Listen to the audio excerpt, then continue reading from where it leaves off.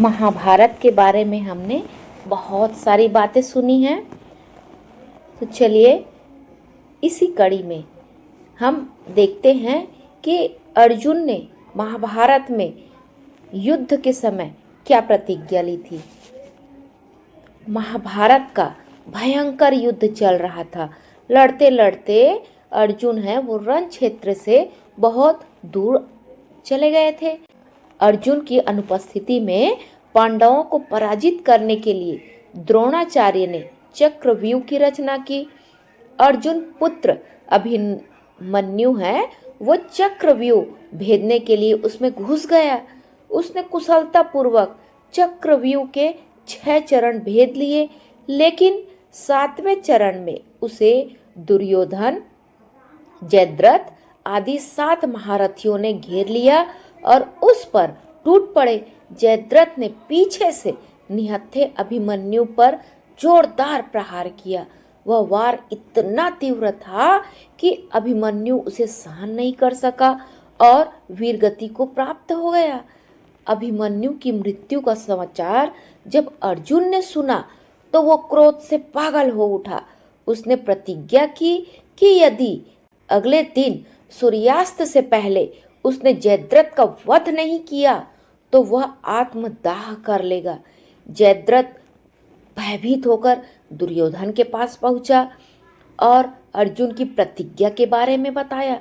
दुर्योधन उसका भय दूर करते हुए बोला, चिंता मत करो मित्र, मैं और सारी कौरव सेना तुम्हारी रक्षा करेंगे। अर्जुन कल तुम तक नहीं पहुंच पाएगा, उसे आत्मदाह करना पड़ेगा। अगले दिन युद्ध शुरू हुआ। अर्जुन की आंखें सिर्फ और सिर्फ जयद्रथ को ढूंढ रही थी, लेकिन वह कहीं नहीं मिला। दिन बीतने लगा। धीरे धीरे अर्जुन की निराशा बढ़ती गई। यह देख श्री कृष्ण बोले, पार्थ, समय बीत रहा है और कौरव सेना ने जयद्रथ को रक्षा कवच में घेर रखा है। तुम शीघ्रता से कौरव सेना का संहार करते हुए अपने लक्ष्य की ओर बढ़ो। यह सुनकर अर्जुन का उत्साह बढ़ा और वह जोर से लड़ने लगा, लेकिन जयद्रथ तक पहुंचना बहुत ही मुश्किल था। शाम होने वाली थी। तब श्री कृष्ण ने अपनी माया फैला दी। इसके कारण सूर्य बादलों में छिप गया और शाम होने का भ्रम होने लग गया।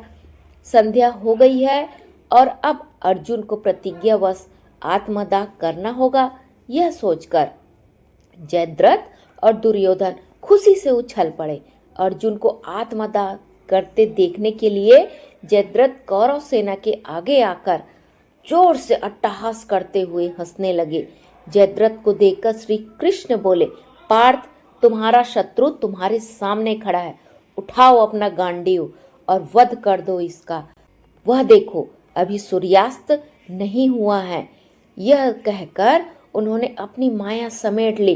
देखते ही देखते सूर्य बादलों से निकल आया। सबकी दृष्टि आसमान की ओर उठ गई। सूर्य अभी भी चमक रहा था। यह देख जयद्रथ और दुर्योधन के पैरों तले जमीन खिसक गई। जयद्रथ भागने को हुआ, लेकिन तब तक अर्जुन ने अपना गांडीव उठा लिया था।